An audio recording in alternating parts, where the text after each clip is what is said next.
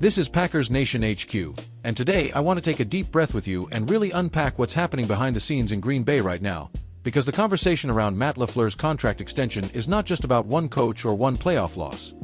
It's about power, philosophy, and the identity of a franchise that has spent more than a century doing things its own way. From my perspective, the timing of all this is what makes it feel uneasy.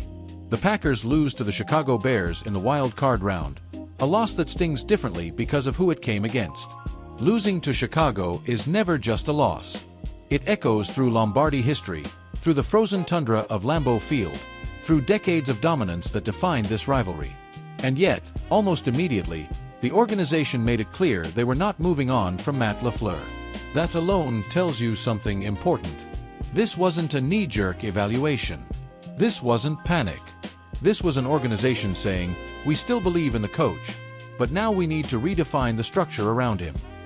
What I see when I watch this Packers team is not a program in collapse. I see a team in transition, a young roster learning how to win when expectations return. LaFleur has now been the head coach for 7 seasons. He's guided the franchise from the end of the Aaron Rodgers era into the uncertain early chapters of Jordan Love's career. That alone is not trivial. Coaches don't often survive that kind of quarterback reset.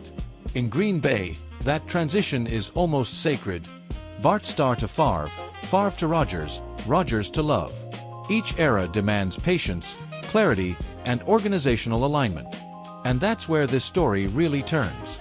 I don't think this gets talked about enough, but the Packers are not like other franchises. They are community-owned. There is no single billionaire owner making impulsive decisions. Power has always been distributed, sometimes uncomfortably, but intentionally. For decades, the old structure was simple. The general manager ran football operations, the head coach answered to the GM, and the president oversaw the business side while answering to the board. That structure helped deliver 13 world championships and built a culture that prized continuity over chaos. Then came change. When Mark Murphy reshaped the hierarchy years ago, he centralized power. The general manager and the head coach both reported directly to him. Murphy hired Brian Gutekunst. Murphy fired Mike McCarthy. Murphy hired Matt LaFleur. It was a modernized structure, closer to what many NFL teams use today, and for a while, it worked. The Packers won games. They contended. They stayed relevant. But now Ed Policy is in the chair.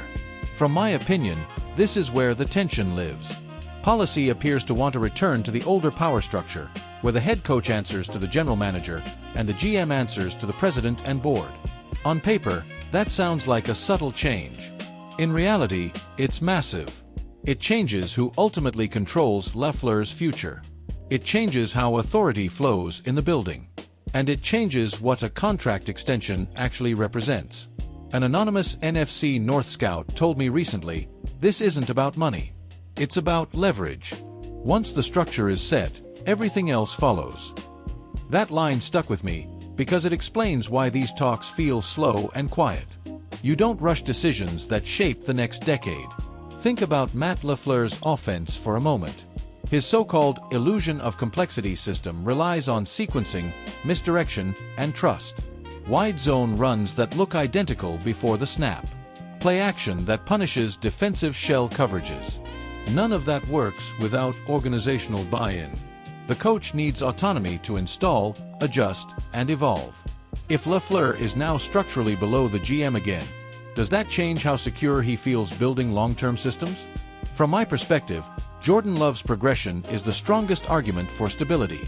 Love improved his red zone efficiency by nearly 11% season over season. His interception rate dropped while his average depth of target increased. That tells me he's seeing the field better and being trusted more. That doesn't happen in chaos. That happens in continuity.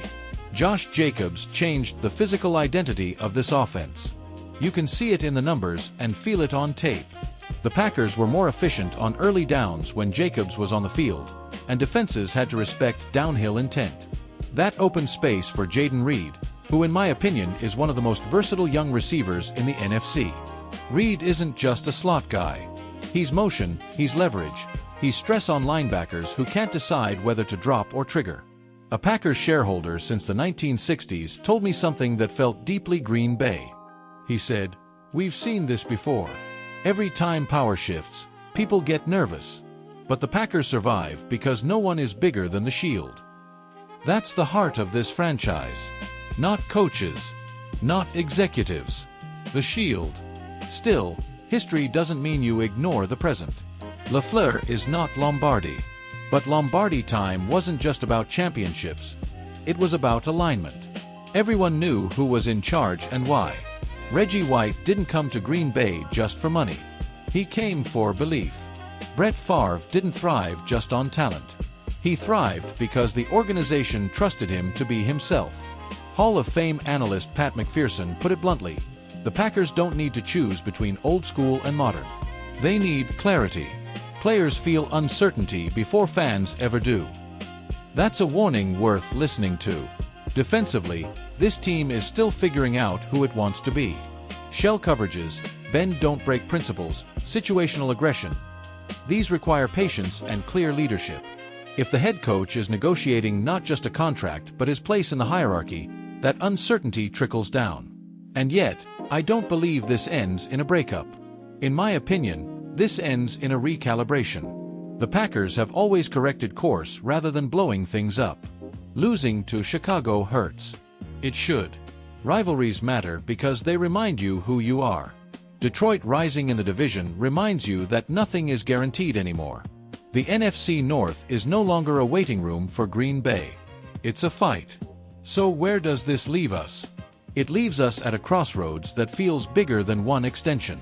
This is about how the Packers define authority in the post-Rodgers era. It's about whether they trust the path they're on or feel the pull of nostalgia. And it's about making sure that the next chapter of Packers football honors the past without being trapped by it. From my perspective, the best version of this franchise is one that blends structure with trust, history with adaptability, and patience with accountability. Matt LaFleur doesn't need unchecked power, but he does need clarity. So does Jordan Love.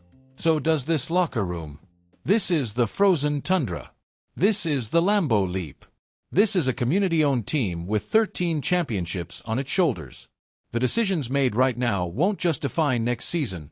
They'll echo for years. That's how I see it, and that's why this moment matters.